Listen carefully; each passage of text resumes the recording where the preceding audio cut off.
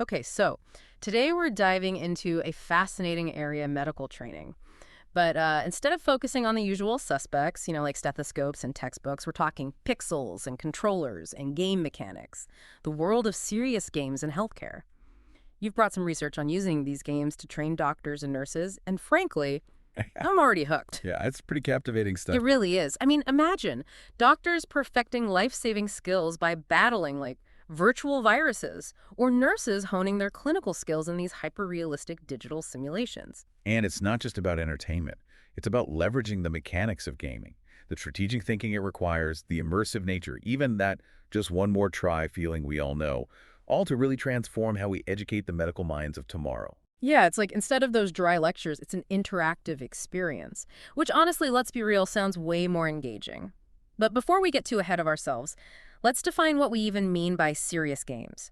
This research paper calls them interactive computer applications, specifically designed for teaching real-world skills. Right, which I admit sounds a bit technical. It does. But Is there like a simpler way to grasp it? absolutely. Think of a flight simulator. That's a perfect example of a serious game. It replicates the complexities of flying, right, to build skills, but in a risk-free, controlled virtual environment. Now apply that to the world of healthcare. Imagine practicing a surgery or diagnosing a rare condition, all within a digital space, one that allows for trial and error without real-world consequences. Oh, that makes perfect sense. So instead of just cramming information from a textbook, they're actually applying it in a way that feels real, but with that safety net. And these games, they're not just thrown together, are they? Not at all. They're meticulously designed with specific learning objectives in mind. They offer instant feedback and repetition. Things traditional methods sometimes miss. It's like learning by doing, but digitally, and with, I'm assuming, some pretty cool visuals. This research actually dives into 2 whole decades of serious games in healthcare. So, from your perspective, what can we learn from how this field has evolved over time? Well, the research actually points to three distinct phases of development. In the early stages, there was a lot of exploration, like researchers were dipping their toes into uncharted waters. Yeah, testing the waters, seeing what works. Exactly. They knew games had potential, but how to harness it effectively for medical education, that was still a mystery. So, it was like a medical experiment in itself. Precisely. Okay, so what happened next? Things really took off, I'd say, between 2007 and 2012. You saw a surge in research, more publications. There was a growing buzz around the potential of serious games. It was like the field's aha moment. People were realizing, hey, this game-based learning thing might actually have legs. So they went from cautiously dipping their toes to diving headfirst. Exactly. And where did all this newfound enthusiasm lead? That brings us to the current phase, what the researchers are calling development. Hmm. So it's about 2013, the focus has shifted.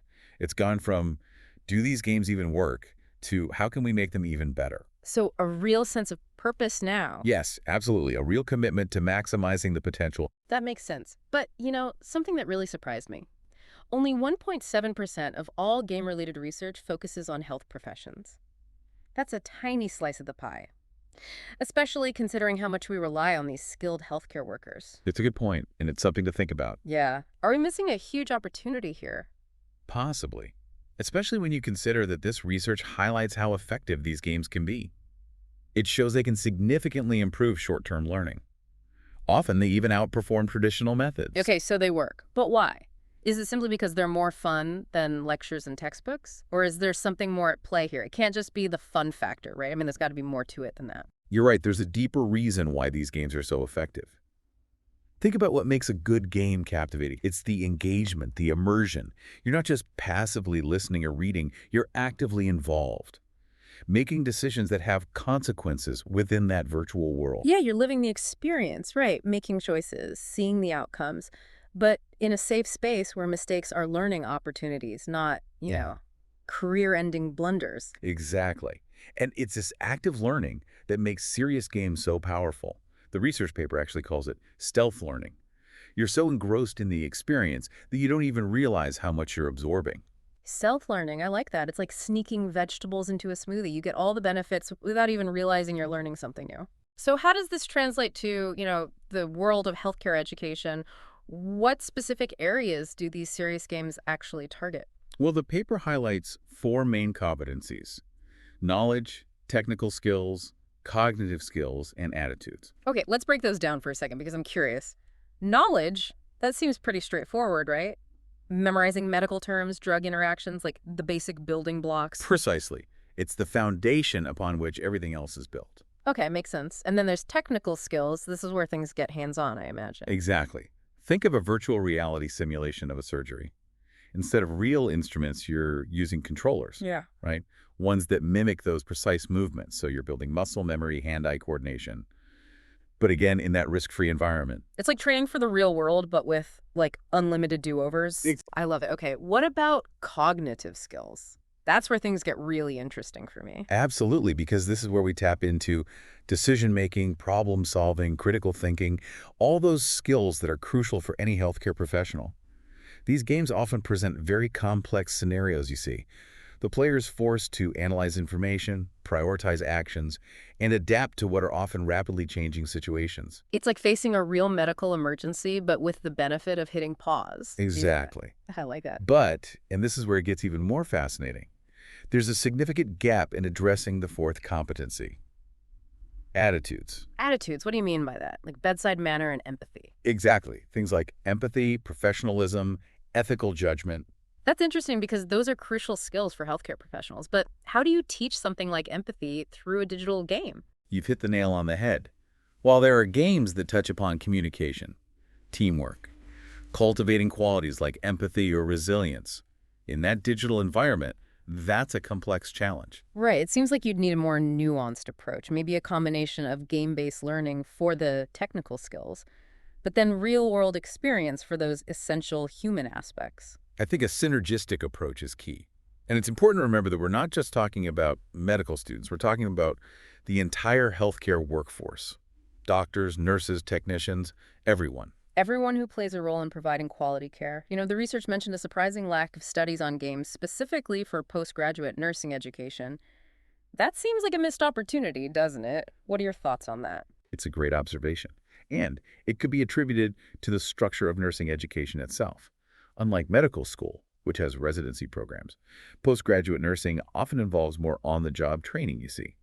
So perhaps there's an assumption that nurses will acquire those skills through their daily work. So maybe there's a perception that they're already getting that hands-on experience. But with the constant advancements in healthcare technology and the increasing complexity of patient care, wouldn't ongoing learning through something like serious games be beneficial for nurses too? Absolutely. Continuous learning is crucial for all healthcare professionals. And serious games really do offer a flexible, engaging platform for that. It's like the saying goes, the only constant is change. And that's especially true in medicine. But before we get too carried away with all this potential, it's important to acknowledge some limitations highlighted in the research. Right, because every new approach has its limitations. What are some of the challenges facing the field of serious games in healthcare? Well, one of the key takeaways from the paper is the need for, I'd say, more robust research, particularly large-scale studies with really rigorous designs.